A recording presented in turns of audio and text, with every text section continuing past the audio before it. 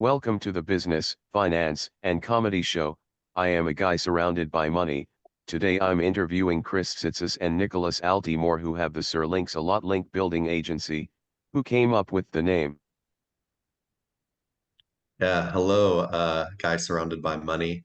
I think Nick came up with the name. I think he came to me with a short list of maybe like three or five names, and I saw Sir Links a Lot, and I immediately chose that one because I thought it was really funny. Is that how it happened, Nick?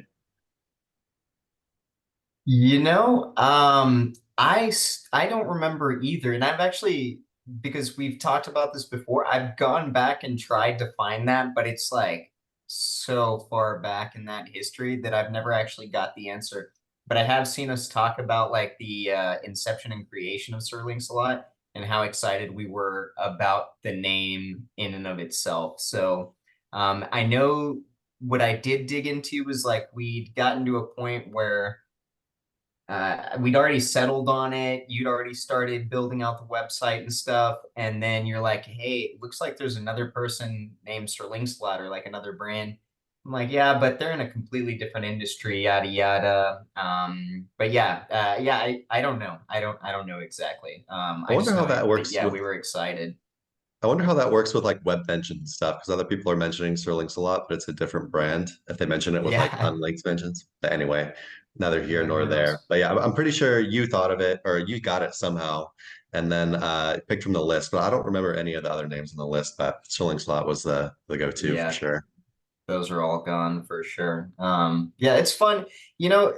I think Chris is, in the same boat. It's like when you're coming up with a brand name, ultimately, like I've always been in the camp, you want to get it done fast and you just want to get on and moving.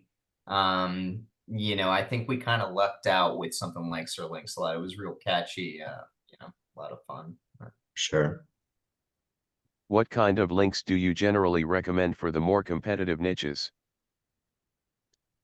So we recommend essentially the same kind of links for everybody. Link building is a lot simpler than a lot of people try to make it out to be. I think a lot of it is just kind of, marketing and guru hype type stuff. But essentially, at the end of the day, what everyone needs, what everyone wants are editorial style links. The names that most people know these by are niche edits, which are link insertions, or guest posts. Those are like kind of the bread and butter of the link building world. And then beyond that, you can do stuff like digital PR, which is slightly different because it's more kind of like a link bait type situation. Um, Instead of doing outreach, you do some outreach, but you essentially create link bait, and then the links come to you. But all these things are just contextual, do follow backlinks on other people's blogs that produce content related to your niche. And yeah, it's just seen as a real authoritative kind of backlink, right? And aside from that, there's a bunch of other types of links, which are more kind of, we call them pillow links, but it's really kind of like foundational type links, stuff like social profiles, Web 2.0s, directories, citations, press releases, all this stuff are a little bit different. Anybody can go and create these links. You don't have to like negotiate with somebody that owns a blog, and they have their own place in SEO as well, but they're not really like the stuff that really, really pushes you to victory per se. Yeah, what do you got on that, Nick? Yeah, agreed completely. Niche edits and guest posts are kind of, at least the bread and butter for us, especially if you're talking about competitive niches specifically. Um, Now, having said that, also, like Chris said, you can go after Haro, editorial style links, etc.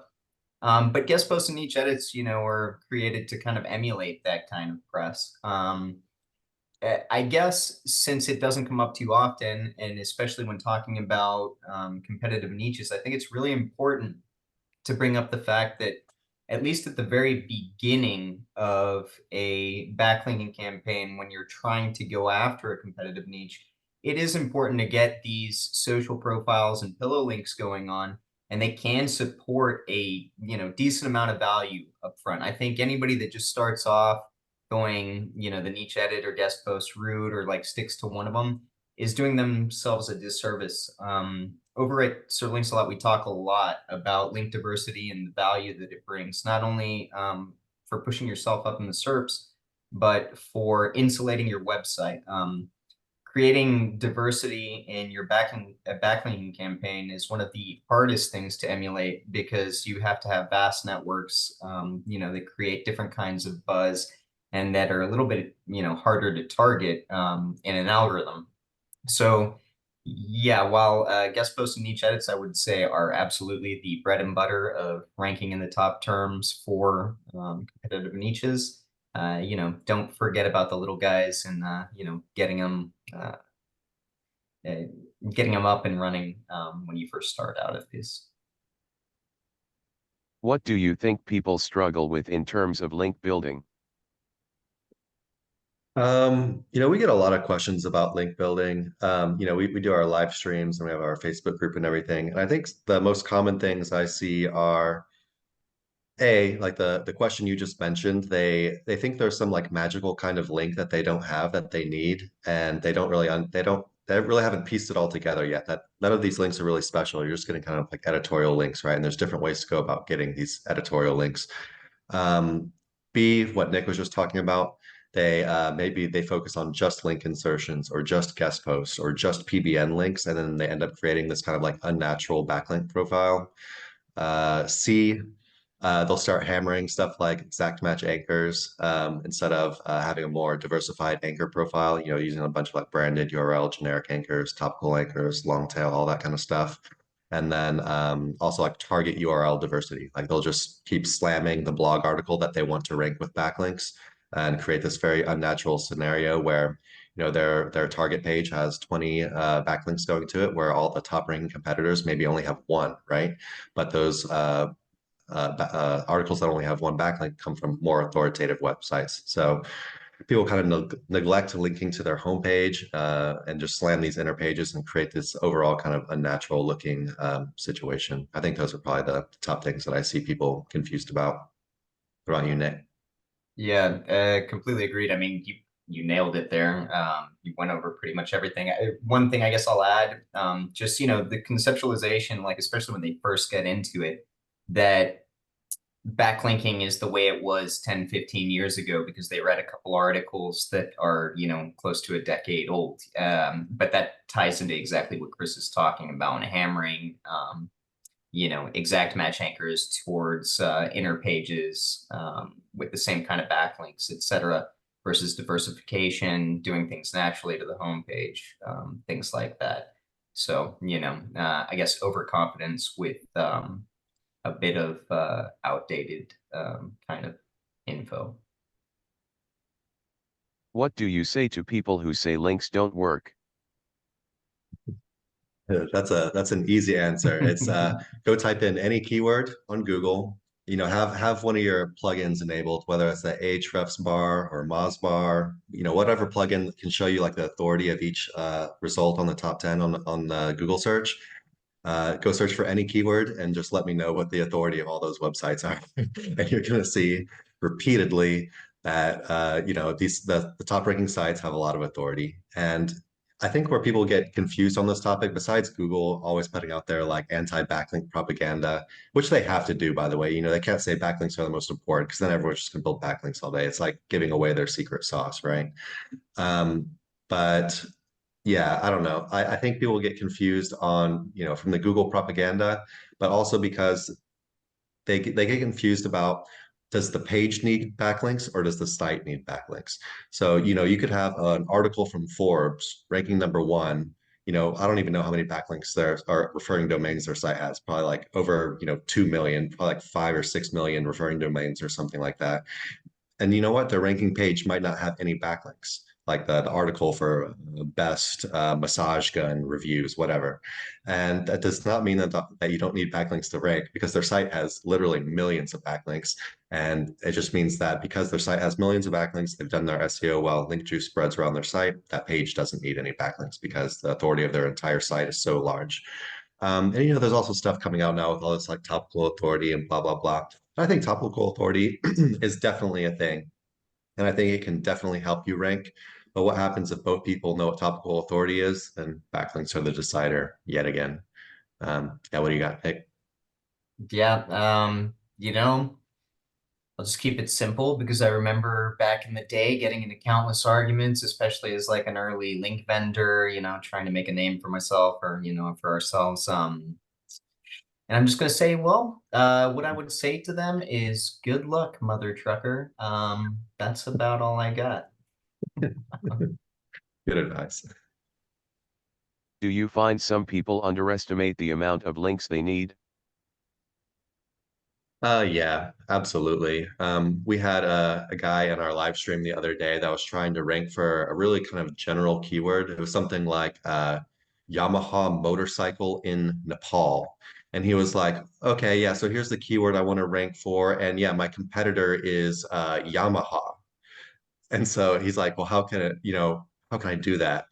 And we're like, that's what you're trying to do is actually impossible. Like there's a limit. Well, it's not impossible. You could do it, but you would need larger resources and more backlinks than Yamaha, which is not something that anyone asking this question on a live stream will ever accomplish. You're never gonna. Well, I guess there could be someone that eventually creates a company that's like bigger than Yamaha, but that's what you would need to do essentially, right? And so yeah, some people, they maybe they watch some SEO courses or they really have some guru that's hyping them up saying they can rank for anything, but there is a limit to what we can rank for. And but luckily it's actually pretty easy to kind of gauge this. You can just type in your keyword, go look at the top 10, see if there's any kind of lower authority sites in there, and see if there's an opening for you. Like if your site only has like 100 referring domains and you type in a keyword and everyone on top 10 has over 1,000 referring domains, then you have a lot of work to do, right?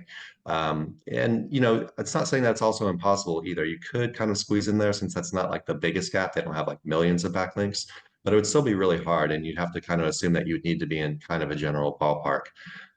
It's always good to see someone in the top 10 that has a lower kind of amount of backlinks or referring domains. And then well, hey, maybe I can squeeze in here if I've got a more niche down site, or maybe I'm doing something else a little bit better. Maybe they're not targeting the keywords directly and that kind of thing. Yeah. Yeah, there's people all over the place, right? And typically it's going to be newer people, right? That don't know what Ahrefs is, don't know how to collect data based on what they're going after, don't understand keyword research, etc. What comes to mind for me specifically is people that I know in the real world that don't know me really in SEO, but know that's what I do.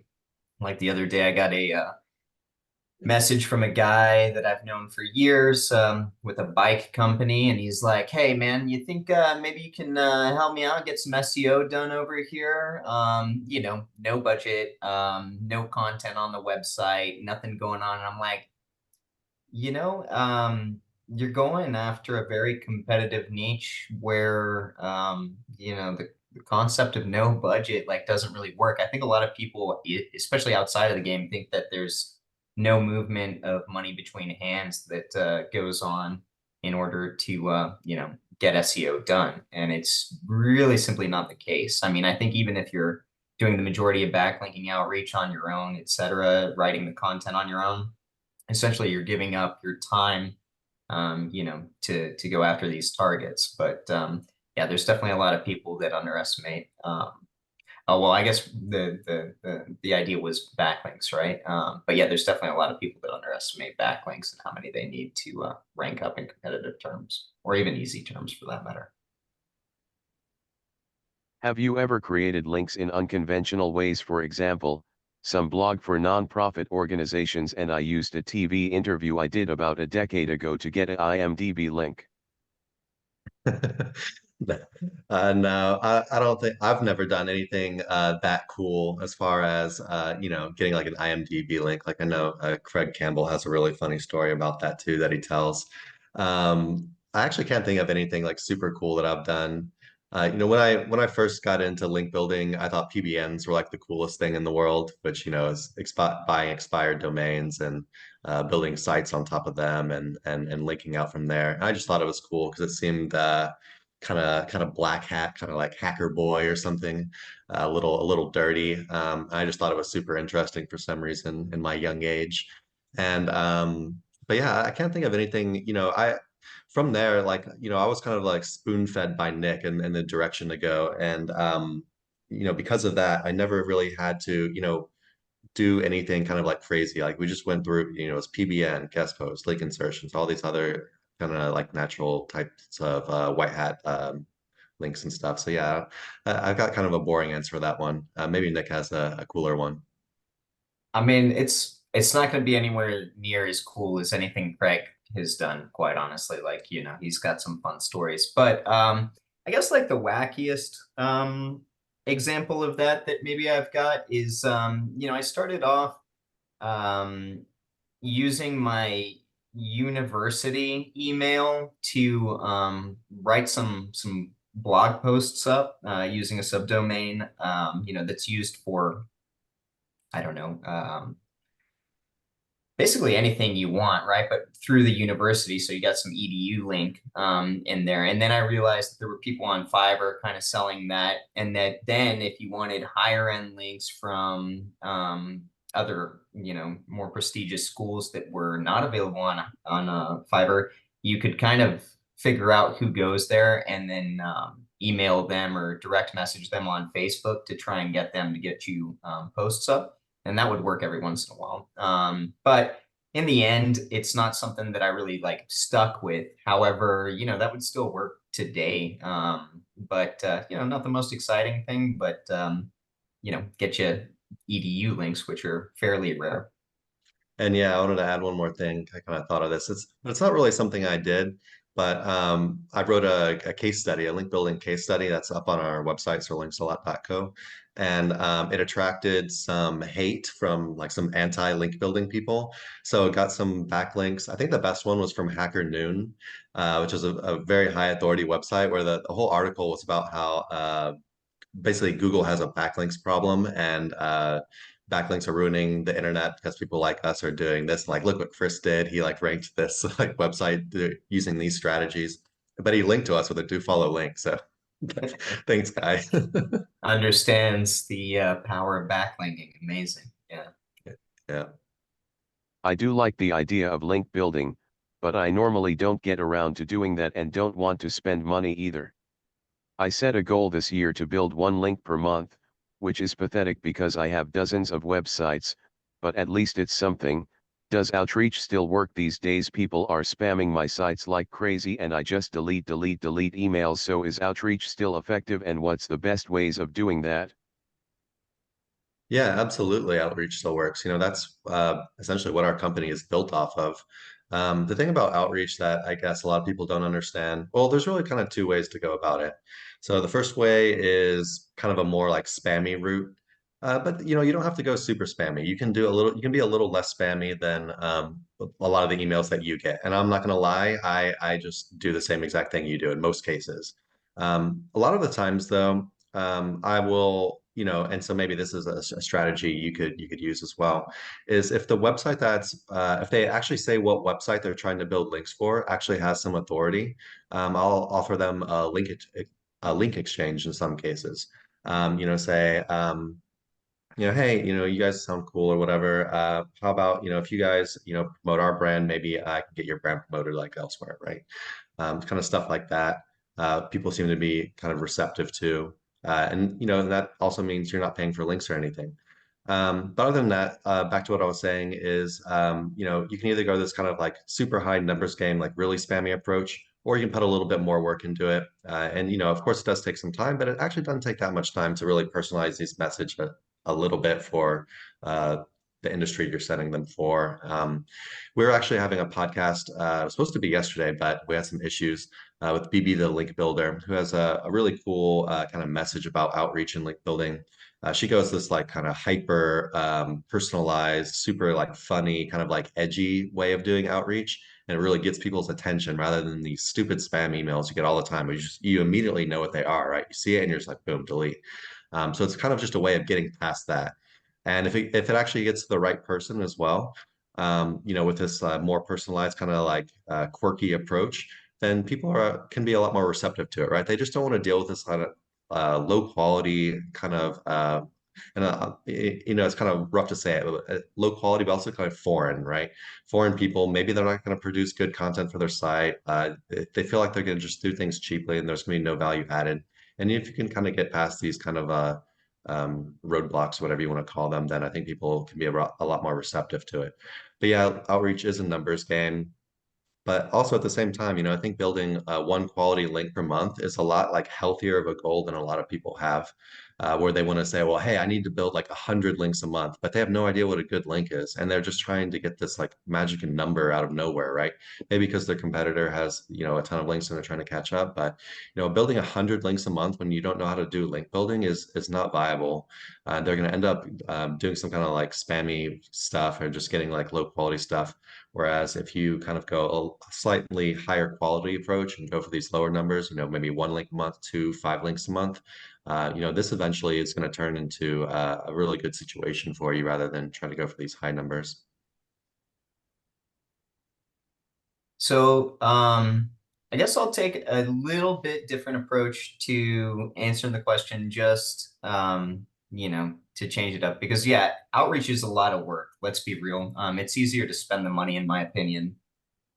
But if I was somebody that didn't want to spend the money, and yeah, one link a month, that's very attainable. Even if you're just focusing purely on outreach, very attainable, I would say, which is good because then if you get two, you've doubled up.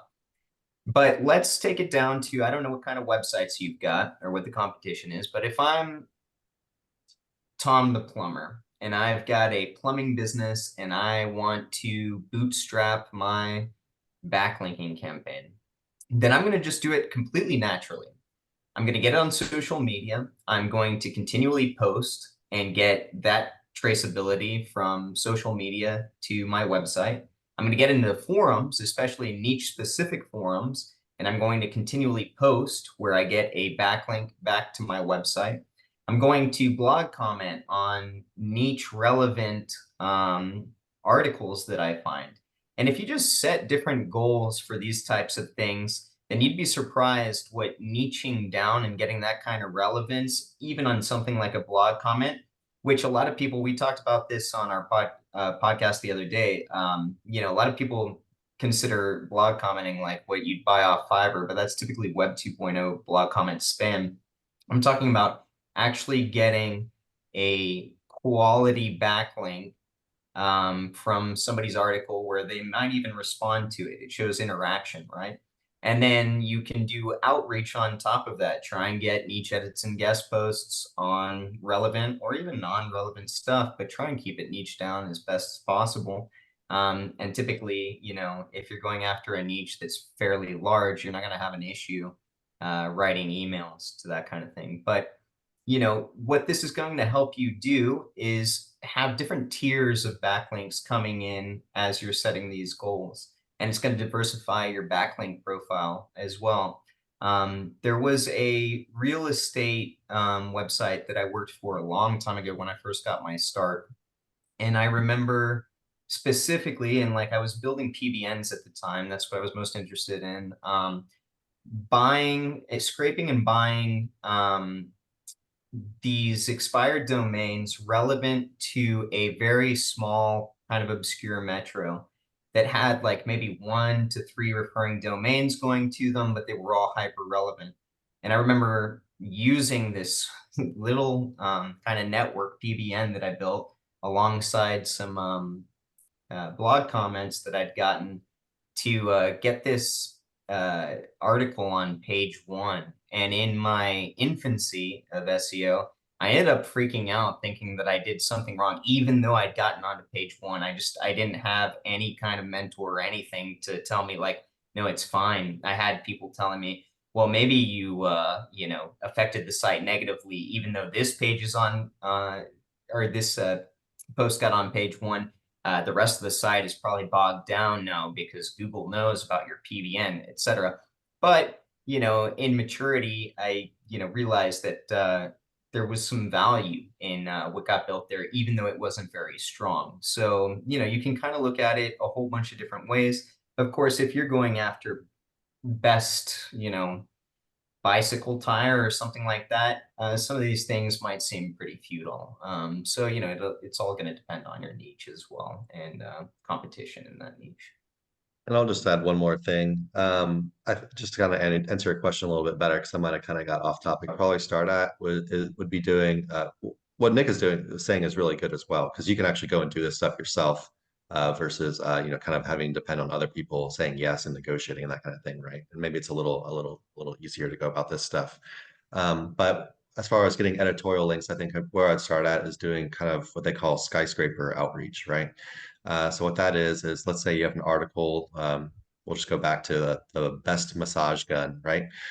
So you have an article on your site that's about the best massage gun, and then you go into Ahrefs and type in the keyword and look at the top 10 or 20 site pages ranking for best massage gun, and then you'd collect the data and get all of the backlinks that are pointing to all of those pages. So you're collecting all of the websites that have already linked to the same exact type of content, right? And so then you collect all of these into a list.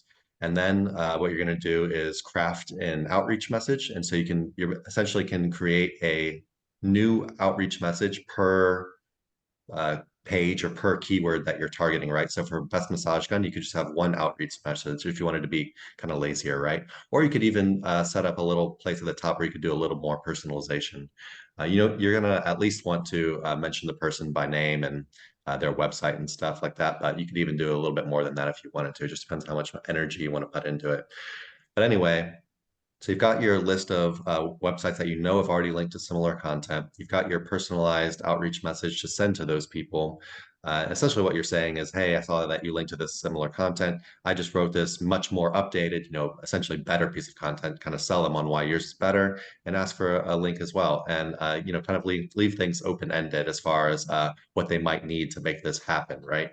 Because let's be real, at the end of the day, it will take money in a lot of cases, but not always. But anyway, so yeah, you've got your outreach message, you've got your data. Of course, you're going to want to apply some filters because a lot of the links from these sites might not be good, or they might be low quality kind of spam or whatever, or stuff that you're not going to want to send an outreach message to like maybe it's like about like a directory link or something. So you want to do a little bit of filtering, not just to waste your time and whatnot. But yeah, I feel like that's the easiest way to kind of do outreach. You just know that they've already linked to similar content, so there's a high chance that they'll do it again. Maybe they're pay to play because maybe there's other people played for the link as well. So I think your numbers go up quite a bit there, and it's not quite as bad of a numbers game as just doing it like completely randomly and just because they've already linked to that type of content before. If someone wants to build a private blog network, what are some of the best practices in relation to that? Yeah, so I'll just go ahead and defer to Nick on this one. Nick's our PBN expert, but essentially what you want to do is just not not show Google that these sites are connected in any kind of way and just try to be as natural as possible, right? But of course, it gets a little bit harder to do than that. There's a lot of details that go into what is natural and how do you keep your sites from not being traced to being kind of part of the same network. So yeah, I'll let Nick handle it. Sure.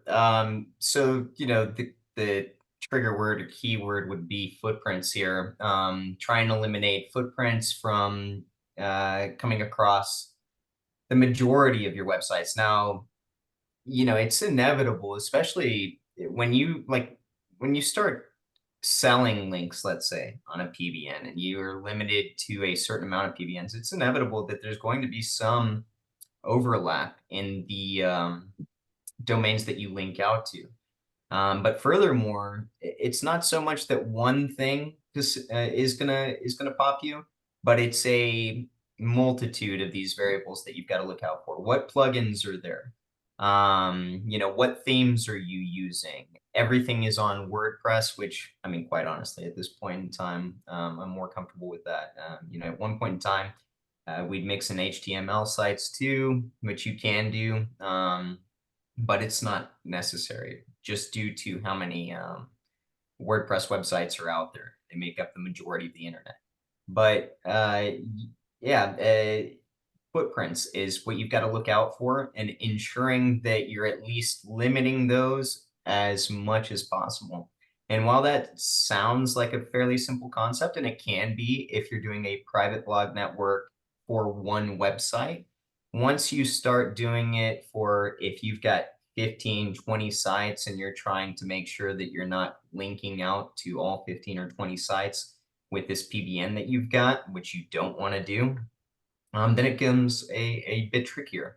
So, you know, a lot of it has to do with it. If you want to start out in that, I would say start out small, maybe 10 to 15 sites, and then kind of learn the ropes. But yeah, we've got actually a article on that where you can download a PBN building footprint free PDF. So if you type in Sir Links I think it's just PBN checklist, like Sir links a lot, PBN, PBN. yeah, Yeah. checklist, that's it. Yeah, it'll be number one as soon as you type that in. So Sir Links a lot, PBN checklist. And you've got a downloadable little bit of info that you can go down and start down that rabbit hole. It's not as complex as some people make it. However, if I have to give advice to somebody who hasn't done much backlinking and wants to start a PBN because they think it's the easiest route, that's where I got my start, and it sucks. I'm just gonna be honest about that. And especially when you start learning the hard way, which is getting sites de-indexed, which has happened to me. You know, it takes a big wad out of your pocket. So yeah, you know, I would say start learning about these variables and then manipulate from there. You have about 7,000 domains for sale. Is that your own stock, and how on earth do you manage that? Yeah, so you know, it's ourselves along with some partners that we have, and you know, I'm not gonna lie, managing it sucks. But you know, lucky for me, I've got Nick here, and he's been doing you know, the whole like PBN and domains thing a lot longer than I have. So yeah, Nick's the man. I'm hands off the domain stuff, and I just defer to that guy over there. I say, hey, you handle it, bud. At this point in time, yeah, like Chris said, we've got good partnerships, right? So it's allowed us to scale up pretty rapidly. But even when we were a bit smaller and managing domains completely on our own, yeah, it's a lot of work. And then on top of that, you know, selling domains becomes easier the larger you are. But if you're a small fry, then it starts out you're in quote the back alleys of Facebook in random groups trying to, you know, make a few bucks off domains that maybe you drop caught, or maybe you learn how to get proficient in something like Register Compass or Spamzilla, and you go from there. But it creates a lot of overhead really quickly because you've got your registrar costs, et cetera. And then PBN will compound that to an extreme level. So what I would say is, yeah, it's a pain in the ass, but you know, if you're slow scaling everything and you're learning the ins and outs of how everything works, it's doable to compound your interests by moving slowly. But let's say you've got, you know, I don't, $50,000 in venture capital, you've never really done it before, and you just go all in, you might find yourself in a bit of a predicament at some point in time due to just inability to manage all of those moving parts. So yeah, no, it's a pain, but at the same time, you know, it can be a very lucrative endeavor as well. I would say to anybody that's interested in trying to do it, you know, get a small wad of cash, learn how to use Register Compass or Spamzilla to find valuable domains, and then, you know, sell them for a profit. Don't worry about how much profit so much, just worry about creating a system and moving from there. And then, you know, it'll make your life easier in the long run. What checks do you do for domains before you acquire it and add it for sale? Yeah, so you know, there's a you know, combing for domains is work. It's a lot harder than I feel like it's like one of the more complex like parts of SEO. which is why I guess you can make a lot of money on domains as well, right? Because no one knows how to do this really. And it also depends like how essentially how like what kind of quality level you're shooting for, right? But what it comes down to is you're going to be going in, you're going to be looking at the domain's backlink profile, you're going to be looking at the domain's history, making sure it wasn't abused in the past before, maybe used as a really shitty low-end PBN, stuff like that. Just seeing like what kind of content it had on it before. Look at the backlink, see like what kind of relevance it's got, make sure it's not just completely spammed out or whatever. But you also, this is where a lot of, I think the tricky part comes in is a lot of people will come in and they'll see some spam and they'll say, hey, that's not, this domain sucks. It's not worth anything. But that's not the case at all. You can even like go look at the backlink profile of our website, sirlinksalot.co. We've been spammed out by competitors who just hate us and want to try to negative SEO us, right? So if you go into our website and you see our backlink profile and someone maybe doesn't know what they're looking at and they see some spam in there with a bunch of scary anchor text that is not very wholesome, then they might say, this domain sucks. But then if you look at our authority and then you see that we can post an article and it's ranking the next day, top of page 2, bottom page 1, or whatever for, decent keywords, then the domain obviously has some power there, right? So there's a fine line with the spam, right? And when I first got into SEO, Nick was actually the one who had like the biggest influence on me with this because I would look at like some of the domains he was looking at and just kind of seeing his rationale on stuff. And domains that I just would have been like, nah, dude. He was like, this is good. And yeah, just kind of really opened my eyes as far as what we're actually looking for here. But yeah, maybe Nick's got a better answer on this one. I don't know. No, I think you nailed it. But I think whenever you're conceptualizing buying domains, like what's important, and I learned this by exploring domains, right? Because at the time I thought the PBN was the most important thing. Talking about like infancy stage again. And what that allowed me to do was figure out how to go through Ahrefs or Majestic or SEMrush at the time and explore what these backlink profiles look like. But then furthermore, you look through what's healthy in the SERPs and you explore through there. If you pull up any major news outlet or Forbes or whatever, you're going to see that there's a decent amount of spam attached to these assets. And then as you learn that, you'll figure out that, okay, so there's a wide variety of variables that the algorithm, takes into account when it's deciding the value of this website. And it's not as simple as looking at a spam score or, DA or trust flow, citation flow, any of that thing. However, if you're looking to hunt for domains, then those broad spectrum metrics are very valuable because they'll allow you to cast a very wide net if you kind of understand what you're looking for. And the only way to get that is to go out there and explore, to look at these metrics across a wide variety of websites that are existing in the SERPs that are out there, and then kind of piecing together the puzzle of, what might add value at some point in time. And with that, you become, somebody that's got access to a recipe for what might work.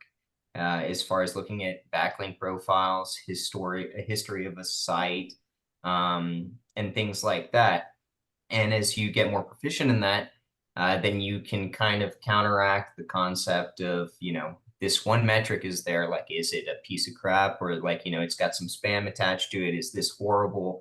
And it's not always the case. As a matter of fact, like, you can go out there and you can pick up very spammed out websites that are still indexed in Google that you can, make work for different projects if you're interested in moving down that rabbit hole. But yeah, there's a wide variety of things to look for. But I think what's most important when asking that question is just, get your education by exploring the SERPs using a tool like Ahrefs, in my opinion, the best, but SEMrush, Majestic, whatever. Learn how to use these tools to explore the backlinks, to explore the metrics, and then get a understanding of what it all actually means.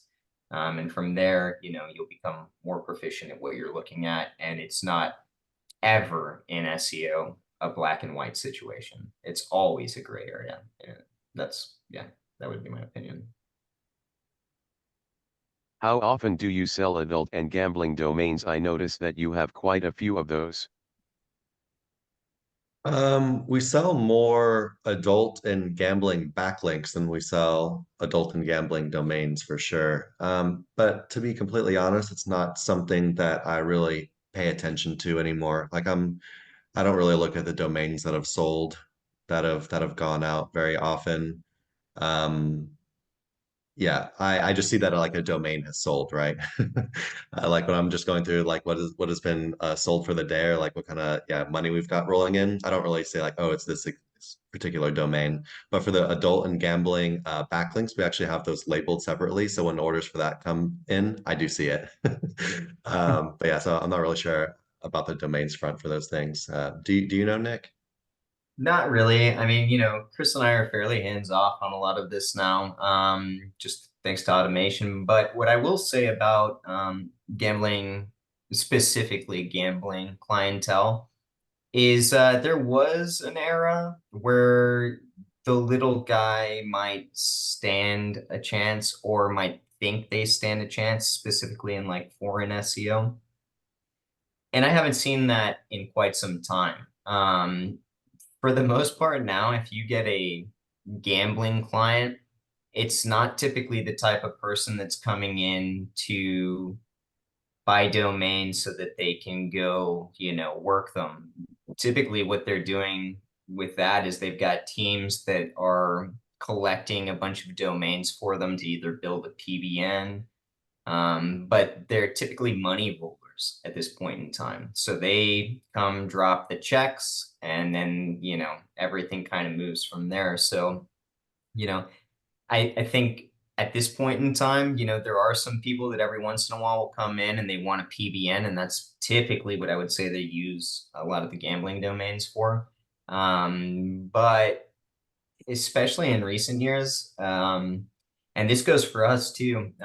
Chris and I don't think, we don't use PBNs as much as we used to because it's just not as cost effective as just rolling niche edits and guest posts and, other types of links like that. So, it's kind of rare, I think, that newer, smaller person is going to come in buy a expensive gambling domain because they are expensive in the hopes that they're going to go up against people that are making insane amounts of money with campaigns that are high end budgets.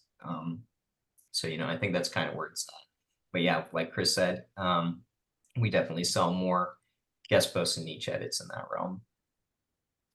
I don't like being the guy that says, if you got a dream, don't go after it. But if your dream is to be a top dog in gambling SEO, especially review websites, I mean, when we were in Vietnam first year, so last year, we met a guy who's in that niche. Has something like 60 or 70 employees at that company. And this isn't even a gambling website. This is a reviews website, spending insane amounts of money to get the top positions of as much of that niche as possible. And if you go down the rabbit hole and explore interviews of, people in the gambling space or people that know in the gambling space, it's hyper competitive at the point where they're looking to destroy each other to take market share. So would I say average Joe get in there and do your best? Not really. Now, mind you, that's not to say that you couldn't make a buck or two, but especially in SEO, yeah, I would say there's easier, better access points to making money. Now, what an average Joe could do is go work for these companies, learn the ropes through one of these companies. If you can gain access to that, like, Vietnam SEO Mastery Summit's a good place to meet people like this. Chiang Mai Conference, Matt Diggity's great place to meet people like this. So yeah, I would say, I'm against that concept. There's better ways to learn the ropes than to jump into that. But that's I don't want to kill anybody's hopes and dreams. Go ahead, Chris. But yeah, I'm just the second. stay away from that.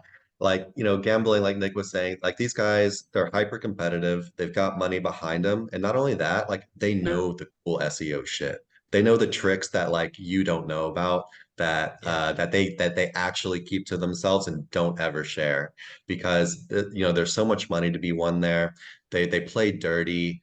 They do negative SEO. They use all the black hat stuff, and they're like on the cutting edge of the black hat stuff. They just if you're not an insanely advanced SEO, just stay away. Just go like make your life easier. Don't have that stress in your life. Just like pick something else. Just it's not Yeah, worth it. It's not worth it. agreed. Do you verify that the businesses are shut, and are you worried about getting sued as far as expired domains? Worrying about getting sued by using an expired domain? No, I'm not worried about it. Because there's countless times where a brand goes under, and then somebody else, uses that brand again. Now, mind you, I'm not saying go in there and rip everything that existed on an expired domain. I wouldn't advise that. I can't advise that. But ultimately, if it does happen, where somebody's doing something like that, then stop doing it. Yeah, that's about the best advice I can give on that kind of question. Do you find more people are selling links now that there's less demand for content due to AI? No, I feel like maybe there might even be more people selling links now because people have figured out it's a lucrative business model. And anyone can do it. Anyone watching this, you could go out and become a new competitor for us, right? There's money in links. But I guess a lot of people just don't want to deal with setting up the team, setting up the processes, managing all the moving parts, right? Like we were talking about before, it's definitely a numbers game, and for whatever reason, I understand the reason. It's maybe the one thing in SEO that most of the SEOs just don't want to have anything to do with. They just say this is too much for me, like I just don't want to be any part of that, right? Which is why there's money there. It's why I think more people are coming into the market. But yeah, I feel like since we started Sir Links a lot, I feel like yeah, more people are coming into the marketplace for sure. I don't know if it has anything to do with AI though. I guess it could, but I feel like just even before AI, it was like, oh, like everyone has their like little link building side hustle going on now. All these kind of like gurus or people with more of a platform to talk on. Um, yeah, what do you think, Nick? Yeah, you know, if I were to talk to younger me about getting involved in backlinking early on, I'd say, dude, what the fuck are you thinking, quite honestly? Go learn how to do ads, something that's simple, hyper scalable. And you know what? Like Chris said, anybody can do links. The thing is, like, the profit margins are not extremely high, at least not until you get your networks fairly large. So, if you're going that route, just expect it to be a slow roll. I had this conversation with somebody I met recently where they're like, I want to get into backlinks. And I'm like, look, I'm not trying to steer you away. I don't care. You enter the market. There's more than enough market for everybody here. We're still in infant stages. Majority of the people out there, the average Joe, the average business owner, has no idea what a backlink is or how it affects SEO, or for that matter, what the hell SEO is. But with something like ads, which is much more simple to learn, understand, scale, give a conceptualization to the average Joe. I think there's just easier ways to produce value out there than backlinks. And again, I'm not just saying that because we sell backlinks. Stay away from our stuff. But yeah, no. Fact of the matter is, like, I just in learning different things, I think there's other ways to market digitally more effectively, that take up less time and money, with a bit less headache. But yeah, that'd be That my being 2 cents. said, though, my one thing I'll add though is that being said, I feel like backlinks is actually a pretty like decent market to go into just because um, you know, I just feel like authority just keeps getting more important. Like since I started doing SEO, it's like year after year after year, these SERPs that used to have all these like small niche sites coming in that were just much more laser focused on what they were targeting could beat out the big guys. And there's like year after year, these SERPs are just disappearing, right? And they're replaced every time by the big guys, the guys with the huge authority just coming in and gobbling up all the spots, right? So, and this trend has continued the entire time I've been doing SEO. So, not quite 10 years, but the entire time. It's never reversed course. And I don't see how, it's hard not to shift that way for, I don't, I feel like Google's in a little bit of a tricky spot with this. But I just kind of expect this trend to continue. And, so from a standpoint of will this business model continue to make money into the future? I feel like it's one of the safer bets in SEO, right? Have you noticed an increase in business because people are doing lots of AI written sites, and also are you fans of doing such websites? So I don't think we've got an uptick in business from AI, but I think we got a large uptick in business due or when COVID happened. And I think and it didn't seem to really go down though, is the thing. It kept going up after that. But it's kind of hard to measure, what's happening. But I think during COVID, I think our revenue just doubled. Just it was a flat like 100% increase, which was, of course we loved that.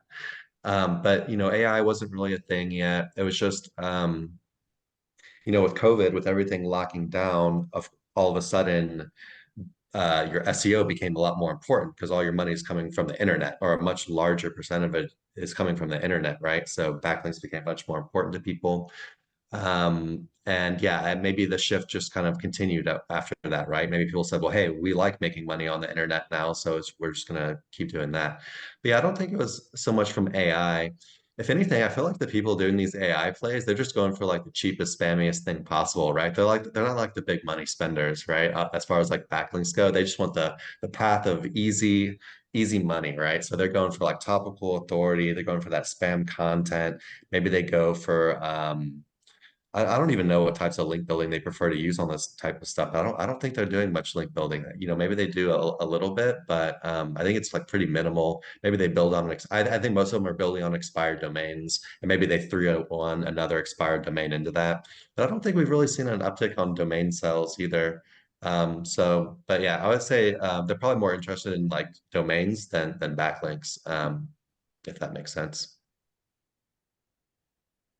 Yeah, gotta agree. I don't think it's created much of an uptick, but also Sir Links-a-Lot is always focused on quality over, mass sales.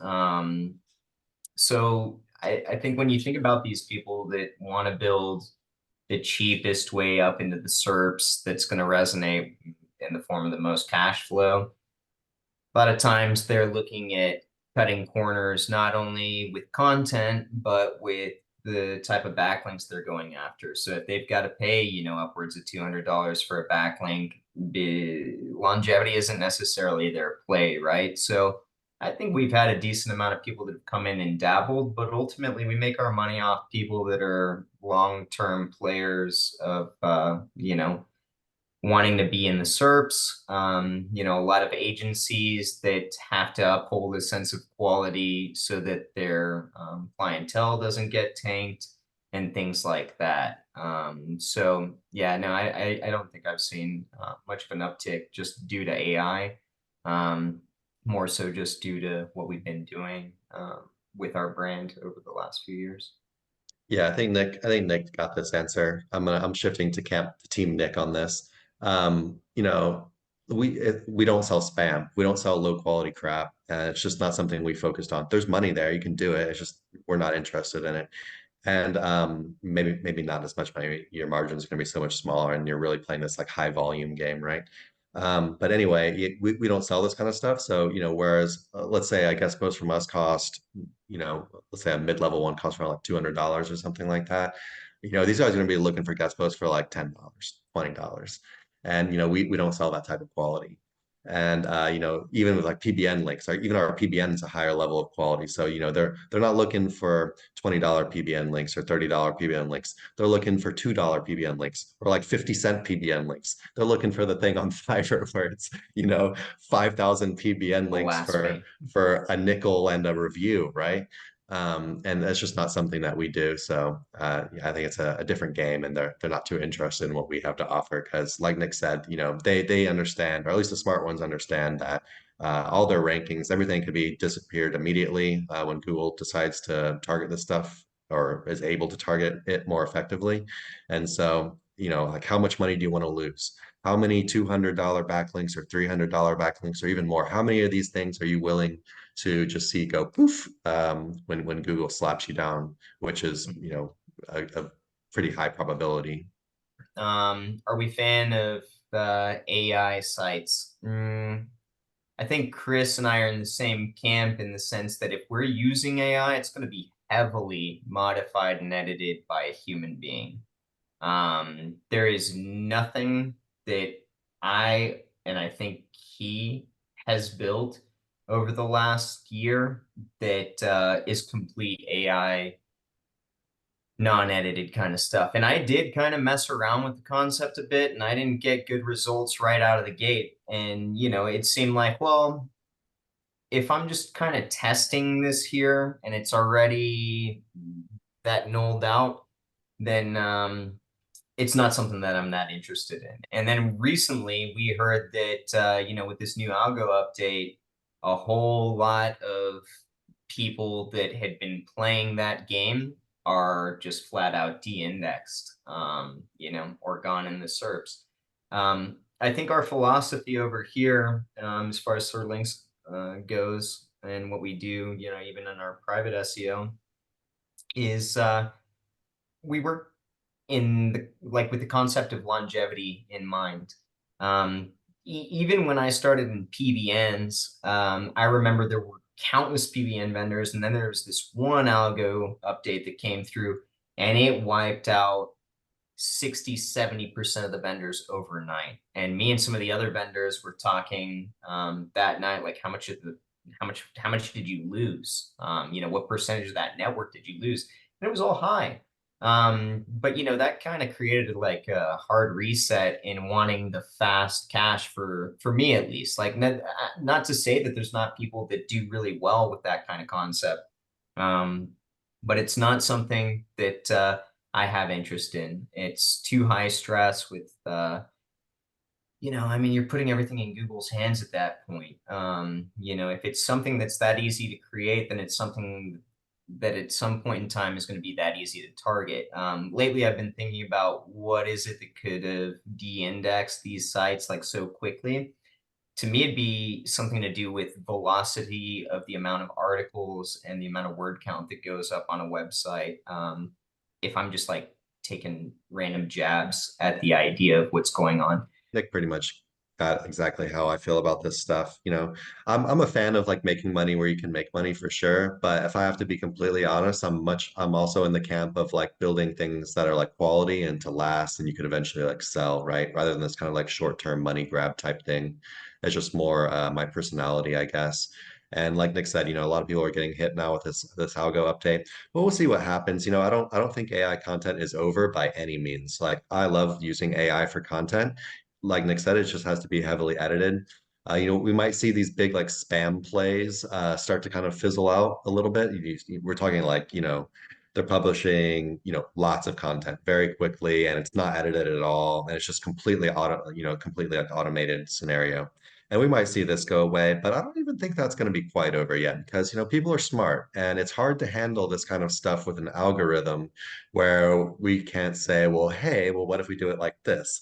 And so I think this game is not quite over, but it's just one that I'm not super interested in playing. Although I do kind of want to start like one little AI spam project, and just it'd be kind of like a testing site where I'm not just doing AI spam, but kind of testing some other stuff out as well, and just having a little bit more fun um, with some stuff that I'm not able to do on other sites or that I don't want to do. Um, but yeah, just not something. It's not our. And beyond that, I'll add one more thing to kind of stoke the fire of anyone watching this is I don't like these like super spammy this kind of it just feels like you're bottom feeding.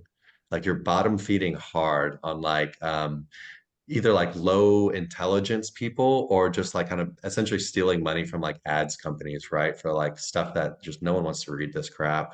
And so yeah, I guess I have a little bit of a moral qualm with it, but let's be honest, it's kind of if everyone's doing something, then it's not really that big of a deal, and it's not really that big of a moral qualm. But it's maybe this kind of forms partially why I like to go over these kind of like longer term, built to last kind of plays rather than the short term money grab.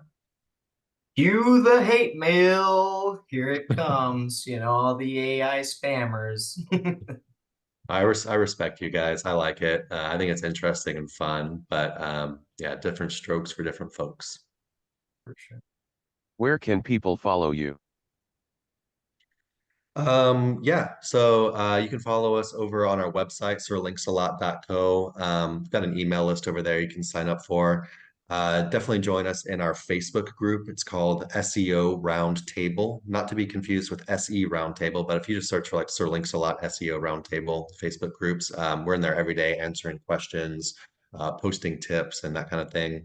We're over on YouTube. You just search for Sir Links a Lot. I think our YouTube channel has over 1,000 videos on it now, which is pretty crazy. We do a live streams every week where we just take whatever questions people have and we eventually chop those up into videos. So it's actually been a pretty crazy resource. You could just go to our channel and subscribe, or you could just use the search bar and search for any kind of keyword you're looking for. And it's a pretty high chance we've answered questions on it already. And then, yeah, you can just follow us on our socials. I think we're most active on Facebook, me and Nick. I'm also on Twitter, but I'm more of a lurker over there, but planning to eventually beef that up as well as my LinkedIn presence. I would like to thank Chris and Nicholas for the interview. People watching can like, comment, share, subscribe and whatever else you do to videos if you're watching in the future. If you don't find notifications annoying, you can turn notifications on.